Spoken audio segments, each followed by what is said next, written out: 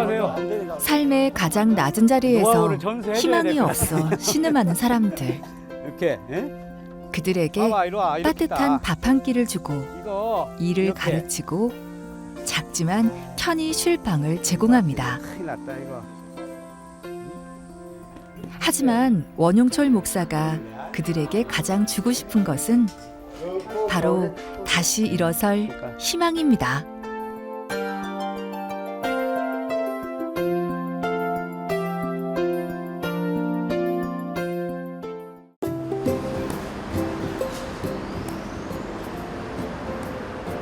대전에 있는 베델의 집. 지금 이곳 식당에는 갓 담근 맛있는 김치 냄새가 가득합니다. 오늘의 주인공 원용철 목사도 식당에서 만날 수 있었는데요. 바로 인근 쪽방에서 어렵게 사시는 어르신들에게 드리기 위해서 김치를 반찬통에 나눠 담는 중입니다.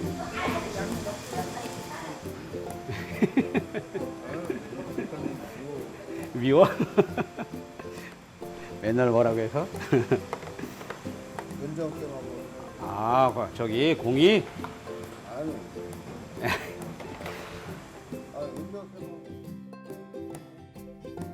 보기에도 먹음직스러운 반찬들. 김치뿐만 아니라 두고두고 먹을 수 있는 각종 반찬들이 하나씩 준비됩니다. 그거는 이걸 안 떠줘. 아니 고물 줍는데 뭐가 그거는 저거 안 들어가잖아. 자원봉사자들과 쉼터 식구들과 함께 허물없이 대화하며 반찬을 준비하는 원용철 목사. 이 반찬으로 또 몇 끼를 버텨내실 분들을 생각하며 같이 마음을 모아봅니다.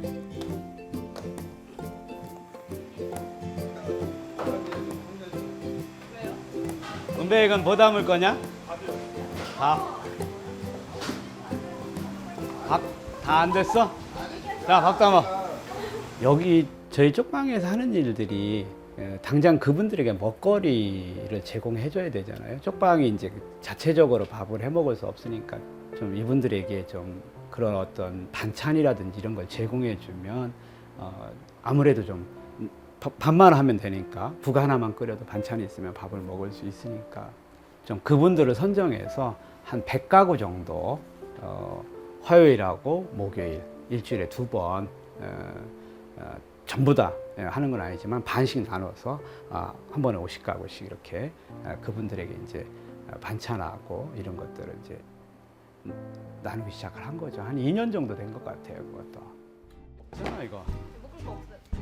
다양한 반찬을 한데 담아 배달할 준비를 마쳤습니다.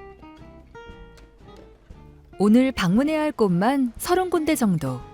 적지 않은 양입니다. 위에 거만. 안 돼, 나는. 허리 다쳐. 아, 2개씩 드려야지. 사람이 2인데. 안 먹어요. 네, 얘기했어요. 놓고 가요. 쪽방조차도 없어서 숙박업소에서 지내시는 어르신을 만나뵈러 왔습니다. 겨울엔 춥고 그렇지. 그러니까 선풍기 언제 받으신 거야? 작년에? 그게 한 2년 됐나? 그렇지. 올해 3년째 하나 그럴 거야. 아직 고장 안 났어요? 고생 안 났어. 맛있게 드세요. 예. 건강 조심하시고요. 예. 아유, 갈게요. 삶의 고단함이 묻어나는 골목. 정성 담은 반찬으로 예. 끼니 걱정만이라도 덜어줄 수 있다면 좋겠습니다. 사람을 되게 좋아하는구나. 좋아. 에이. 나오게 하지 마요. 예. 감독님. 그것조차도 해먹을 수가 없는 거예요. 아파가지고 우리가 죽어도 정말 그분을 이렇게 보면서 지금 당장 저희들이 이제 그 반찬을 이렇게 나눌 때 그 반찬만 나누는 게 아니라 가서 말벗도 해주고 그 사람들 상황을 그 이제 어려운 그 가장 한계 계층에 있는 사람들이잖아요. 노인들이고 거동도 불편한 분들이고 이런 분들이니까 그래서 이제 그런 상황들을 파악하고 계속 이렇게 팔로우업을 하는데 그걸 이제 파악을 못한 거죠. 그래서 정말 그분 같은 경우는 지금 다시 저희가 이제 이거는 반찬보다 더 필요한 게 치료다 그래가지고 지금 일단 수액부터 시작을 해가지고 병원에 입원시키려고 지금 준비하고 있는데 참 그런 경우 아무리 우리가 뭔가를 하려고 해도 빠져 있는 부분들이 있고 저희가 미처 발견하지 못하는 부분이 있고 어느 경우는 가보면 며칠 안 가보면 그 사이에 이제 돌아가시는 분도 있고 참 답답하죠. 그런 분들 보면.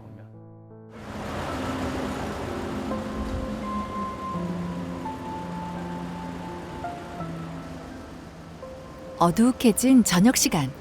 원용철 목사가 어디론가 향합니다. 대전역에 오늘 거리급식이 있는 날이어서 가는 길이에요.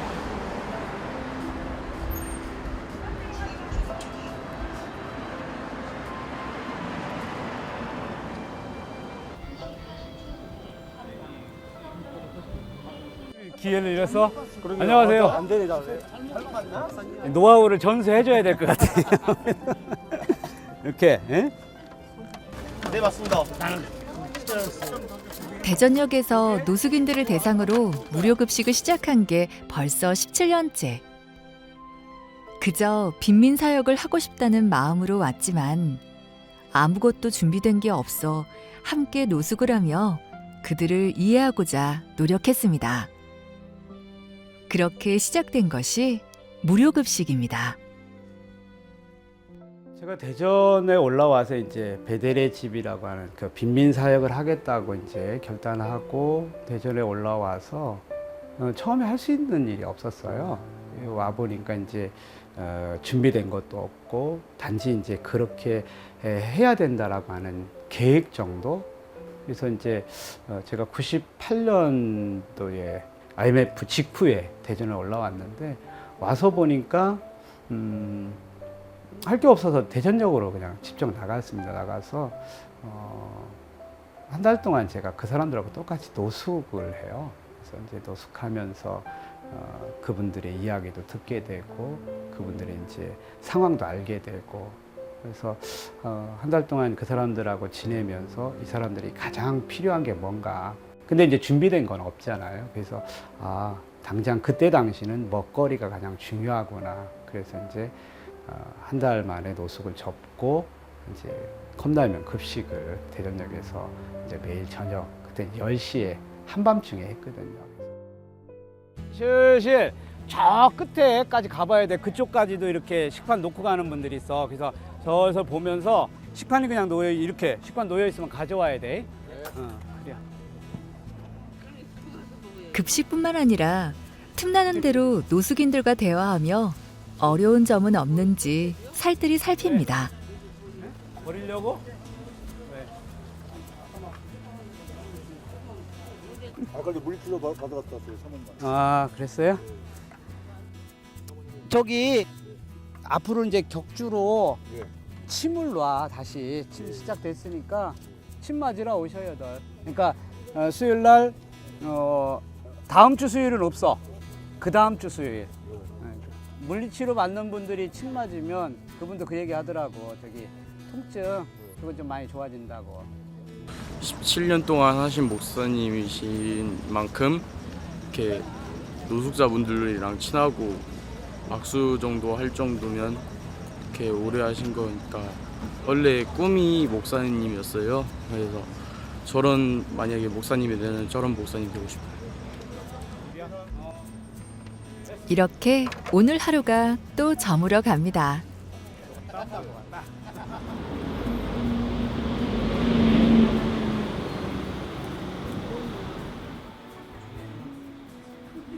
베델의 집 1층에는 희망진료센터를 운영하고 있는데요. 지역에 어려우신 분들을 위해 일주일에 2번 무료로 진료를 실시하고 있습니다. 그러면 CT하고 MRI도 한 거야? 모 목사님? 아니, 캐라고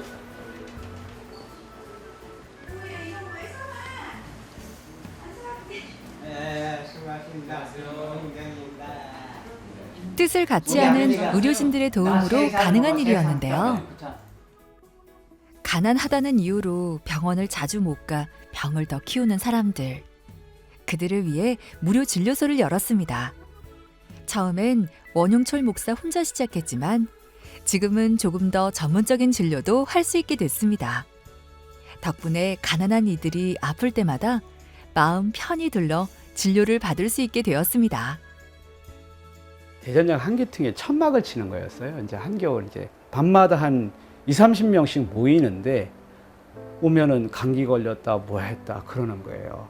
그래서 그러면은 뭐 약국 가서 이제 얘기하고 이제 그 당시에는 이제 의약 분업이 되지 않은 상태여서 약국에서 약들을 좀 얻기가 쉬웠습니다. 그래서 약 좀 얻어다가 뭐 무면허 처방이죠. 감기 걸려서 그럼 뭐 주고 배가 아프다 그럼 이렇게 뭐 약 주고 이랬는데 약을 주는 걸 넘어서서 이제 아프다고 저를 찾아오는 거예요. 내가 어디가 아픈데. 그래서 그때는 어떻게 방법이 없으니까 좀 114 그 책자 보고 병원 아무데나 연락해서 나 이런 목사인데 이런 환자가 하나 있다. 좀 당신네 병원 가면 좀 치료를 해줄 수 있겠냐. 그래서 이제 무작정 찾아간 거예요. 찾아가서 좀 치료를 받게 되고 이렇게 이제 도움을 좀 받았는데 이거보다는 좀 항구적으로 할 수 있는 거 없을까? 그래서 이제 제가 아는 의사 몇 사람들 보고 야 우리 한번 이런 걸 한번 해보자. 그래서 그렇게 진료를 시작을 한 게 지금의 이제 무료 진료소가 된 거죠. 무료 진료소에서 만난 또 한 명의 반가운 사람. 바로 원용철 목사의 아내인 서영희 사모도 간호사로 함께 사역하고 있었는데요. 그 소개 있죠? 예.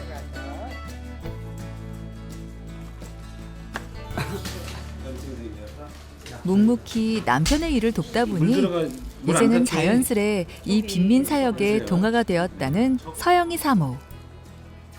하지만 사역으로 늘 바쁜 남편에게 여전히 아쉬운 점도 있습니다. 목사님한테 바라는 게 있다면 너무 이렇게 이제 하는 일이 이렇게 해야 될 일들이 많다 보니까 개인적으로 이렇게 이제 할 수 있는 그런 영역들을 자꾸 제외시키는 거죠. 그러니까 사회의 필요에 의해서 일을 하다 보니까 개인적으로 좀 해야 될 이제 가정의 일이랄지 뭐 이렇게 가족과 함께하는 거랄지 이런 것들을 거의 배제를 시키시거든요. 거의 생각을 안 하는데 이제는 아이들이 이제 컸는데 오히려 더 그런 부분들이 이렇게 요청되는 부분들이 있어요. 아이들이 어렸을 때는 그걸 모르고 그냥 엄마가 얘기하는 대로 다 그러려니 했는데 그래서 이제 그런 부분들이 일면 조금은 이렇게 생각을 하고 일을 했으면 좋겠다. 뭐 이 정도 바랄 것 같아요. 이렇게 많은 이들의 진심이 모여 만든 희망진료센터. 이곳을 통해 더 많은 이들이 건강해지기를 기대해 봅니다.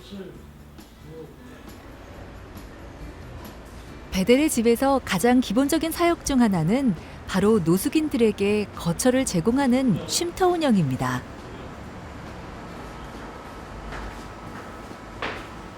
아직도 못 앉아 있냐? 원용철 목사는 자주 쉼터 식구들이 지내는 방에 들러 대화를 나누곤 하는데요.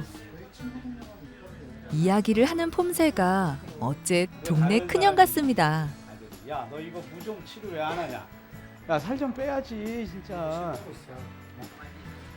야, 이거 든든하게 메고 있는데 뭐 배고파. 대부분 뭐 우리가 통상 말하는 홈리스여야만이 올 수 있잖아요. 근데 그 홈리스라고 하는 게 바로 거리에 나가서 이렇게 오는 경우, 저희가 이제 대전역 거리급식을 통해서 그분들이 정보를 얻고 이야기가 돼서 오시는 분들도 있고, 아니면 동사무소나 아니면 뭐 경찰서나 이런 데를 통해서 안내받아서 오는 분도 있고, 때로는 자기가 직접 저희 당장 이제 만화방이라든지 아니면 그 고시원 같은 곳에서 지내다가 아니면 일을 하면서 거기서 제공하는 어떤 숙소에서 지내다가 이제 일을 못 하게 됐을 때 인터넷이나 이런 걸 통해서 또 소문을 통해서 이렇게 배대리 집을 알고 찾아오는 분들도 있고요. 노숙인들은 이곳에서 고단했던 삶의 무게를 잠시 내려놓고 몇 달. 건강도 챙기고 일도 배우고 또 복음도 접하면서 다시 일어설 의지를 되찾아갑니다. 그러니까 이렇게 하자고. 이거 풀고 나서 일단은 하루 세 끼 소식. 너는 뛰고. 응? 예? 밤마다 뭐 먹고 싶어갖고 죽으려고 할 거예요. 아니 그러니까 먹는 거 일단 줄이고 매 밤마다 한 사람씩 없어질지도 몰라.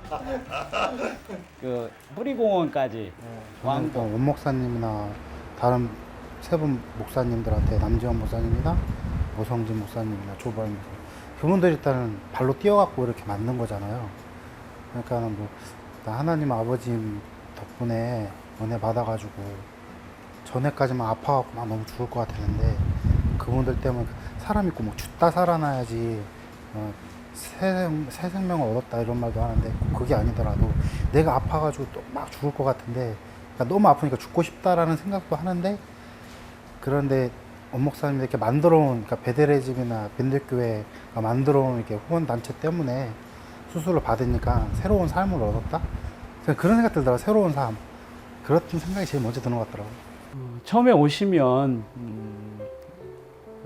몸이 안 좋은 분들이 많아요. 저희 진료소를 통해서 진료 받으러 왔는데 도저히 이분은 진료소만을 가지고는 이분은 치료가 안 되고 병원에 입원해야 된다든지 아니면 수술을 해야 된다든지 그런 경우는 이분들이 밖에 있으면 안 되잖아요. 그래서 이제 우리 쉼터에 시설로 와서 생활하면서 이제 치료를 받게 되는데 아픈 분들은 우선 치료를 받아야 되잖아요. 그런 분들은 좀 시간이 좀 걸리는데 그렇지 않은 분들은 오셔서 일단 숙식이 해결됐잖아요. 여기는 생활시설이니까 숙식이 해결되면 자기가 이제 평소에 하던 일자리를 아니면 여기에서 이제 제공되는 그런 일자리를 좀 잡아서 다양하게 이렇게 해서 어느 정도 돈이 모아지면 인근 쪽방으로 이렇게 주거지로 옮긴다든지 아니면 저희가 우리 공동체라고 해서 주거 지원을 해주는 그런 곳으로 가기도 하고 그럽니다.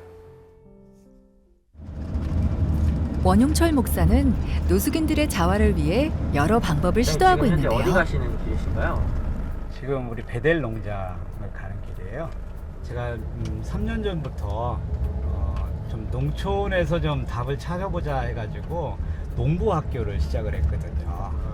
지금 학교 프로그램을 하는데 저희가 이제 도심 한가운데에서 땅이 없잖아요. 그래서 땅을 좀 도시 근교에 좀 빌려서 임대로 해서 그 농장을 만들었거든요. 그래서 그 농장 이름이 베델 농장입니다. 그래서 지금 베델 농장에 좀 우리 식구들이 일하는데 지금 가는 길이에요. 베델의 집에서 멀지 않은 곳에 위치한 베델 농장에서는 노숙인들이 농사일을 배우며 자립을 준비하고 있습니다. 봐봐, 이리 와. 이렇게 딱. 이거 이렇게. 아이, 우리 농부학교 이거 큰일 났다 이거. 직접 고추 따는 방법을 가르쳐주는 원용철 목사.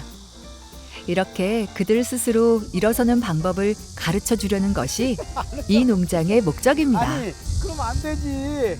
에? 무공해를 갖다가.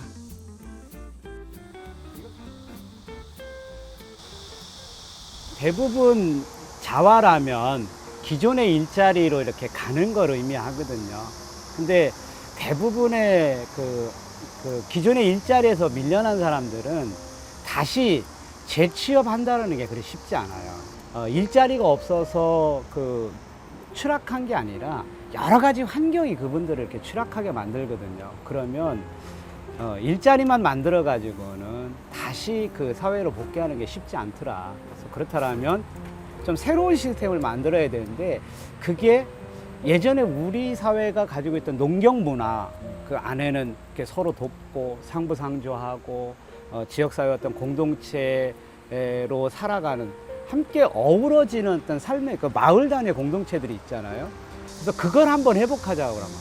그래서 그걸 통해서 이분들이 좀 비록 그 가난하지만 부유하게 살진 않지만 좀 어떤 새로운 삶의 어떤 그런 그 공동체를 만들어 보자. 이게 제가 꿈꾸고 있는 거고 이 농업 프로그램을 시작하게 된 동기죠. 이번에 품종 진짜 좋아. 네? 품종이 좋다고. 고추 먹어보니까 이게 뭐지, 육질이 되게 두꺼워. 땀 흘린 만큼 돌려주는 땅. 이 정직한 노동을 통해 노숙인들은 낮아진 자존감도 회복해갑니다. 제가 농사라는 게 그전에는 힘들다고만 생각을 했었는데 내가 직접 농사를 해보니까 그 씨를 뿌리고 며칠 지나면 싹이 나고 또 싹이 좀 크다 보면은 열매가 맺고 그 하루하루 그 커가는 그런 제기를 보면은 이게 모든 것이 다 하나님의 섭리고 이거 자연의 섭리구나 하는 것을 다시 한번 느끼게 되고 생명이라는 것이 풀이나 이런 곡식이나 사람이나 똑같은 이가 하나의 생명체가 되 아닌가 그런 걸 생각하고 있어요. 희망이 없는 상황이 오래 지속되면 사람들은 넘어져 있는 그 상황에 익숙해지게 됩니다. 익숙함을 벗어던지고 다시 일어서는 꿈. 이제 혼자가 아니라 함께라면 가능한 꿈일지도 모르겠습니다. 아까 보셨잖아요. 저는 그런 마을을 만들고 싶어요. 잘 사는 마을이 아니라 정말 함께 사는 마을. 그리고는 그때는 지금은 제가 어떤 사회복지 시설 아니면 어떤 그런 걸 만들어가는 어떤 기관장 아니면 코디네이터 뭐 그것을 이끌어가는 사람 이런데 그런 마을을 좀 만들고 그 마을이 만들어지면 거기도 교회가 필요하잖아요. 그러면 정말로 그 마을의 한 귀퉁이에 조그만 교회를 좀 세우고 언제든지 그 사람들이 거기서 살면서 또 상처가 생길 거잖아요. 그러면 교회 와서 그들이 기도하고 함께 기도해주고 함께 정말 살아가는 그런 공동체의 정말 교회 담임 목사 이게 정말 제가 하고 싶은 거예요. 경쟁에서 밀리고 한 번의 실수로 넘어지고 어디도 기댈 곳 없이 차가운 거리로 내몰린 사람들. 원용철 목사는 그들에게 함께 손잡고 다시 일어서 보자고 말합니다. 삶의 가장 낮은 자리에서 한 걸음 한 걸음 복음의 빛으로 말입니다.